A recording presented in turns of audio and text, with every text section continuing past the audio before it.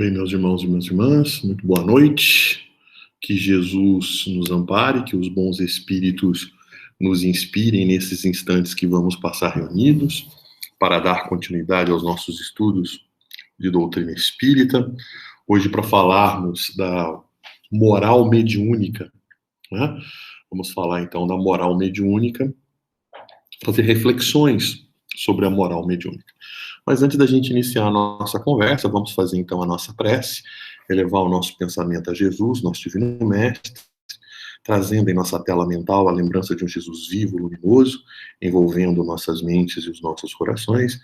E assim, Senhor Jesus, mais uma vez nos encontramos reunidos em Teu nome, rogando o amparo da espiritualidade amiga, a fim de que possa nos intuir, nos amparar nesses instantes que vamos passar reunidos, para dar continuidade aos nossos estudos de doutrina espírita, hoje para falarmos sobre a moral mediúnica. Que o nosso estudo se transcorra num clima de muita paz e de muito entendimento, que assim seja, graças a Deus. Bom, gente, boa noite a todos, né? Que Jesus nos ampare, que os bons espíritos nos inspirem nesses instantes que vamos passar reunidos, para dar continuidade aos nossos estudos de doutrina espírita. Como falamos, né, para a gente falar sobre a moral mediúnica, e a gente inicia a nossa conversa discutindo o que vem a ser moral, né? Então, se nós pegarmos a definição no dicionário, moral é um conjunto de regras, de conduta julgadas válidas para qualquer tempo ou lugar, quer para grupo de pessoas, quer para um grupo ou para uma pessoa determinada. Né? Então, vamos entender moral como sendo um conjunto de regras, né? Um conjunto de princípios que vale, né? Para um grupo de pessoas ou para uma determinada pessoa. Né? É o que nós podemos dizer, é uma regra de bem proceder. Nós vivemos numa sociedade e nós vivemos, então, em grupo, nós vivemos com pessoas. Então, esse grupo de pessoas tem lá suas vontades, seus desejos, tem a sua forma de comportamento. Então, cada um, em função das suas vontades, em função dos seus desejos, quer exercer, pela questão da liberdade, quer exercer a sua liberdade, o seu livre-arbítrio e fazer o que bem entende, fazer o que quer, fazer o que deseja, o que gosta. Né? Só que se todo mundo fizer o que quer, o que gosta, muitas das vezes o meu desejo e o meu gosto vai limitar o gosto e o desejo do outro. Então, para que a gente possa viver numa sociedade onde possamos garantir o máximo de direitos possíveis para as pessoas, sem que esses desejos, esses direitos da pessoa interfira no desejo do outro, porque a partir do momento que interfere no desejo do outro, você limitou o outro. Então, para que você crie uma sociedade onde as pessoas exerçam o máximo de direito possível, e não vão exercer todos, porque todos seria interferir no outro, então, e diminui o do outro, então, para que todos possam ter o máximo possível de direitos, possam exercer o máximo possível a sua vontade, possam fazer o melhor possível, é definido um conjunto de regras para que as pessoas possam viver. Então, esse conjunto de regras são leis, e as leis são baseadas no que é certo, no que é justo, no que é correto. Então, se define uma moral. O que é certo? O que é bom? O que é belo? Né? Então, a gente define alguns princípios. Então, todas as nossas leis, todas as nossas regras, elas são baseadas em princípios que a gente julga, que eu digo, esse conjunto de pessoas, né, que é a nossa nação, que é que são a nossa sociedade, que formam a nossa sociedade, definem como sendo princípios certos, princípios corretos, princípios belos, princípios válidos. Então, esse conjunto de princípios que a gente define é um conjunto que a gente chama de valores. Esses valores, eles são eternos, eles são absolutos, eles valem para todo mundo? Não, né? De sociedade para sociedade, de época para época, dependendo da sua evolução, dependendo da sua capacidade, você julga que algumas coisas são corretas e algumas coisas são incorretas, né? Você vai ampliando o seu grau de percepção, né? O seu grau né, o que é belo para um não é belo para o outro. Então, na verdade, você vai definindo o que foi belo no passado não é belo hoje. O que foi certo no passado nem sempre é certo hoje. Quer dizer, a população evoluiu, né? O ser humano evoluiu. Você ser uma pessoa, por exemplo, valente, ser uma pessoa... você vai pegar Esparta, por exemplo, né? Pegar na Grécia, por exemplo, você vai pegar Esparta e você vai pegar Atenas. Então, Esparta era um povo que valorizava a guerra, que valorizava a luta, que formava guerreiros, né? Então, a valentia, a coragem, né? Essas coisas eram muito mais valorosas do que a tolerância, do que o perdão, do que o diálogo, a conversa, que eram valores que eram cultuados pelo seu vizinho, que era a Grécia, né? Atenas, né? Tudo era Grécia, né? Mas você tinha lá Esparta e Atenas, ambos tinham maneiras de enxergar o que era virtuoso de maneira diferente. Então você tem, ao longo do tempo, valores e princípios que se modificam com o tempo à medida que a gente evolui e a gente percebe, né?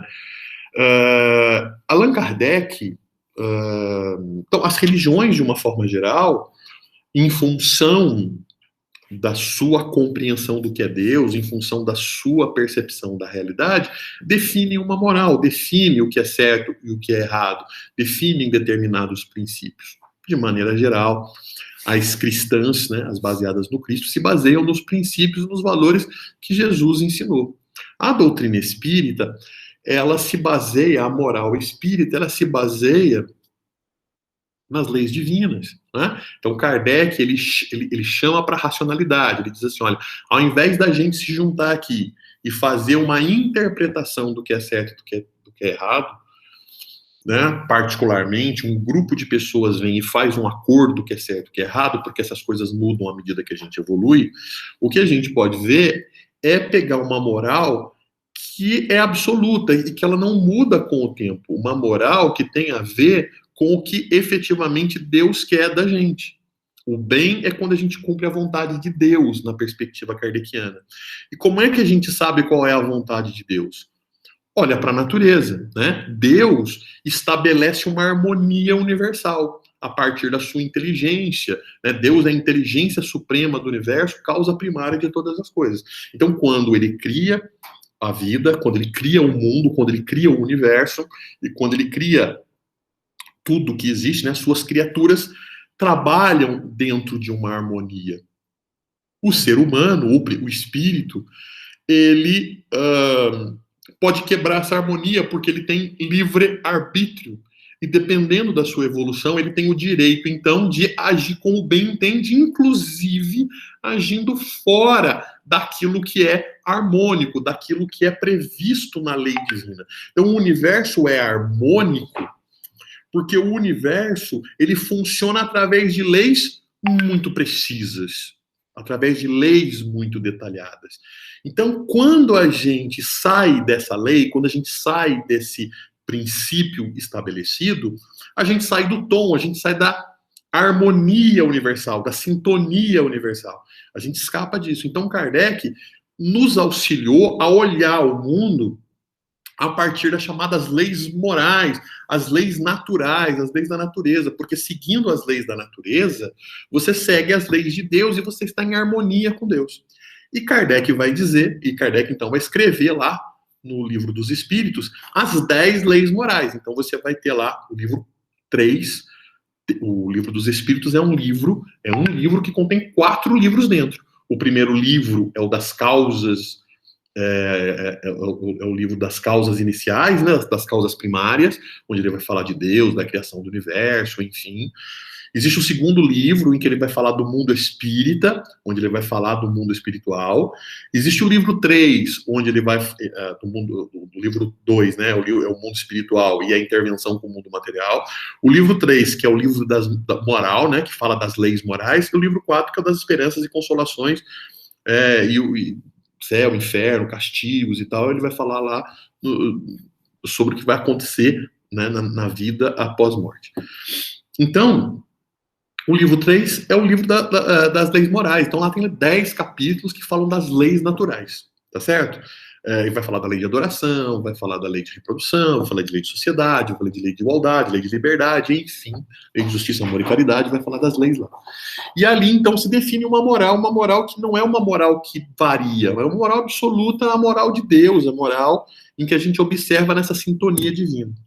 E ele vai dizer, né, que o espírito que melhor exemplificou essas leis, que melhor exemplificou um comportamento moral, é Jesus. E é por isso que Kardec, então, para explicitar melhor o capítulo 3 do Evangelho segundo do Livro dos Espíritos, ele vai escrever o Evangelho segundo o Espiritismo, usando Jesus como referência básica do comportamento moral. Então, né, a moral espírita é uma moral que busca ser imutável, que é uma moral que se baseia nas leis de Deus. Qual é a influência dessa moral na mediunidade? Veja, a mediunidade, ela é uma faculdade, ela é uma característica, ela é um dom, é uma característica especial que o ser humano possui, né, como a inteligência, né, como a capacidade, como a criatividade, né, são faculdades, são características, né, são dons do ser humano. E, portanto, o indivíduo pode usar esse dom de maneira boa ou de maneira não boa. Né? Eu posso usar a inteligência para fazer coisas boas e posso utilizar a inteligência para fazer coisas ruins. Mas o fato de eu ser bom ou ser ruim não torna a minha inteligência menos importante ou mais importante. A moral, ela não influencia no fato de o indivíduo ser inteligente. Não é porque o indivíduo é moralmente elevado que o indivíduo é inteligente. Né? O indivíduo pode ser inteligente sem ser moralmente elevado. Tanto é que existem pessoas que usam a sua inteligência, que usam esse dom para coisas ruins, para coisas não boas, para coisas não importantes. É isso? Então, o Kardec explica que a mediunidade não tem a ver com a moral do médium. Então, o médium ele pode ser um grande médium, ele pode ser dotado da faculdade mediúnica, mas não ser um indivíduo moralmente elevado. Às vezes a gente se surpreende. Nossa, mas como é que uma pessoa sendo médium faz tal coisa? Como é que faz? Olha, o fato dela ser médium não significa que a pessoa ela tem uma moral elevada. E também o fato dela ter uma moral não elevada não significa que ela não seja médium. A mediunidade não tem nada a ver com a moral. Né? Então, Kardec explica isso no livro dos médiuns. Tá certo? Então, para ficar claro, a mediunidade é um dom especial, uma faculdade humana como as demais. E ela não guarda relação com a moralidade do médium. Perfeito? A origem das qualidades morais, boas ou más, do homem, são do espírito nele encarnado. Né? Quanto mais puro é esse espírito, tanto mais propenso ao bem ele é. Tá certo? O homem vicioso, o homem que tem uma tendência à imperfeição, é um espírito que ainda precisa buscar o seu processo de evolução. Mas isso não significa que, num determinado momento, ele traga determinados dons, como é a capacidade da mediunidade, que é um elemento de progresso, de ajuda para esses espíritos evoluírem. Então, se você pegar lá o Livro dos Médiuns, o item 226, do capítulo 20 do Livro dos Médiuns, vai dizer lá, há pessoas indignas que possuem a mediunidade, né? E elas possuem a mediunidade como um meio, exatamente, é um presente, é uma oportunidade que Deus dá para que elas evoluam, para que elas percebam a realidade. O fato de ser bom depende muito da capacidade do ser humano de entender o outro, de compreender o outro, de perceber o outro. Né? O ser mal é porque a gente é egoísta, a gente não consegue enxergar o outro, a gente não consegue olhar o outro, a gente olha somente do nosso ponto de vista. Jesus falou de fazer o bem, a moral cristã se resume em amar a Deus sobre todas as coisas e o próximo como a si mesmo. E como é que é amar ao próximo? É fazer ao outro aquilo que gostaria que vos fosse feito. É se colocar no lugar do outro. A mediunidade, enquanto mecanismo de interação entre mundos, o espírito ele é colocado, né? O espírito, o médium, ele recebe o espírito, ele sente o espírito, ele sente os males do espírito, ou ele sente o bem-estar do espírito. E ele consegue conceber o que o espírito está vivenciando em função das coisas que fez, das coisas que passou, das coisas que vivenciou. Então, o médium tem a oportunidade de vivenciar tudo isso e de perceber, de aprender na própria pele a importância do bem, a importância da moral. Então, a mediunidade é um elemento de evolução. Então, o médium, ele não precisa ser bom para ser médium. A mediunidade independe, o dom mediúnico, a faculdade mediúnica independe da sua moral. Agora, o uso da mediunidade, aí sim, depende da moral. Quando um médium que não possui ainda moral elevada pode dar mensagem de um espírito superior, ele até pode, né? Porque o espírito, se ele precisa de um determinado momento de um recurso, ele lança a mão do que ele tem à sua disposição. Né? Um médico, um cardiologista que vai fazer uma cirurgia complicada de coração, é evidente que ele vai preferir um hospital adequado para fazer esse recurso. Mas se ele não tiver, né, se ele tiver na rua, uma pessoa infartando, aquela coisa toda, ele vai utilizar os recursos que ele tem, na rua mesmo, né? E a pessoa está sem respirar, aquela coisa toda, então pega lá uma caneta, corta, faz um buraquinho aqui para a pessoa respirar por aqui. É o melhor processo? É o melhor jeito? Não, não é. Mas é o que ele tinha ali à disposição. Então ele pode fazer o bem, mesmo lançando mão de uma pessoa má, de uma pessoa não perfeita, de uma pessoa não moralmente elevada. Mas é evidente que os espíritos vão preferir trabalhar com médiuns elevados. Os espíritos superiores vão preferir trabalhar com médiuns moralmente elevados.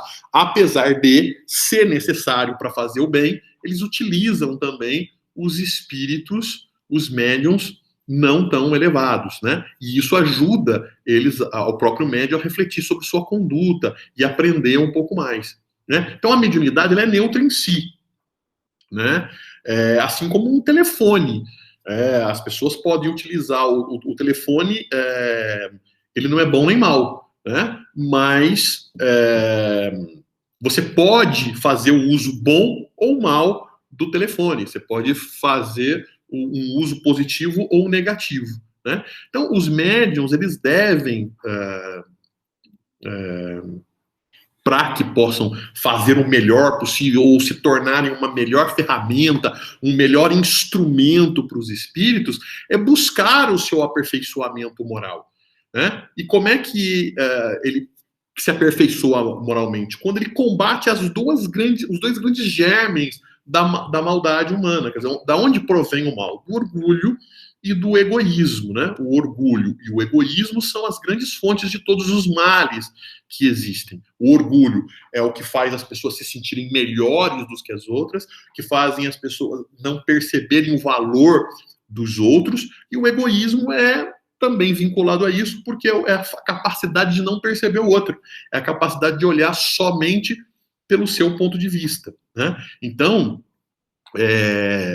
esse é um grande problema, né? Então, é óbvio que se os espíritos preferem trabalhar com os médiuns melhores, com os médiuns mais elevados, eles vão procurar os médiuns humildes, né? Não os orgulhosos. Eles vão procurar os médiuns que são mais solidários, né, que levam em conta o outro, né, não vão pegar os egocêntricos, vão preferir os médiuns altruístas, aquele que leva em conta o outro, né, lembrando que ego vem de eu, alter vem de outro, então o altruísta é aquele que pensa no outro, enquanto que o egoísta é aquele que pensa somente em si. É claro que os bons espíritos vão preferir os médiuns mais humildes, né, menos orgulhosos, menos egocêntricos e mais altruístas, mas ele pode também fazer o bem usando os inferiores, os médios inferiores. Mas o que afastam os bons espíritos, então, né? O que afastam os bons espíritos é o orgulho, o egoísmo, o ciúme, a inveja, o ódio, né, a cupidez, a cobiça, a sensualidade, todas as paixões que escravizam o homem e a matéria, faz com que os espíritos prefiram se afastar, os bons espíritos se afastarem, se aproximam desses médiums, né, dos orgulhosos, egoístas, espíritos com essa mesma característica. Logicamente, os espíritos superiores são atraídos pela bondade, pela benevolência, pela simplicidade do coração, pelo amor ao próximo, pelo desprendimento das coisas materiais, né? Então, o médium, ele deve agir de acordo com a busca de auxílio ou esclarecimento para tentar desenvolver essas virtudes morais, para que ele seja um bom instrumento da espiritualidade superior para o exercício da mediunidade, né? Ou seja, a mediunidade é o ato de o médium se transformar num instrumento dos espíritos para que eles possam realizar aquilo que querem realizar.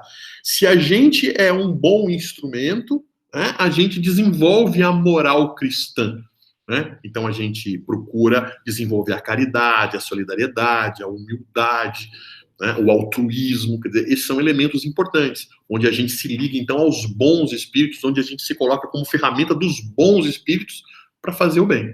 Mas quando a gente se liga aos espíritos inferiores, né, quando a gente está usando a nossa mediunidade como um instrumento para os maus espíritos. E aí a gente é orgulhoso, egoísta, invejoso. Então, de uma forma geral, para a gente encerrar o nosso estudo, né, de forma breve, a gente deve lembrar que a nossa mediunidade não depende, não é o fato da gente ser médium que a gente é bom. Então a gente deve usar a nossa mediunidade da melhor maneira possível. E para isso, o estudo do Evangelho, né, que nos faz refletir melhor para sermos cada vez mais moralmente evoluídos e sermos cada vez mais bons instrumentos para que os espíritos possam fazer o bem. Tá certo? Muito obrigado a todos. Uma boa noite, que Jesus nos ampare e que os bons espíritos nos inspirem, sempre, hoje e sempre. Tá certo? Muito obrigado a todos. Vamos então encerrar o nosso estudo com a nossa prece. Elevar o nosso pensamento a Jesus, nosso Divino Mestre, trazendo em nossa tela mental um Jesus vivo, luminoso, envolvente. E assim, Senhor Jesus, nós rogamos a vós e aos bons espíritos que nos ampare, que nos ilumine hoje e sempre, a fim de que possamos termos forças e coragem para lutar contra o nosso orgulho, para lutarmos contra o nosso egoísmo, para vencermos o homem velho que existe dentro de nós e busquemos a renovação moral que tanto necessitamos em nossa busca pela felicidade. Que assim seja, graças a Deus. Muito obrigado a todos.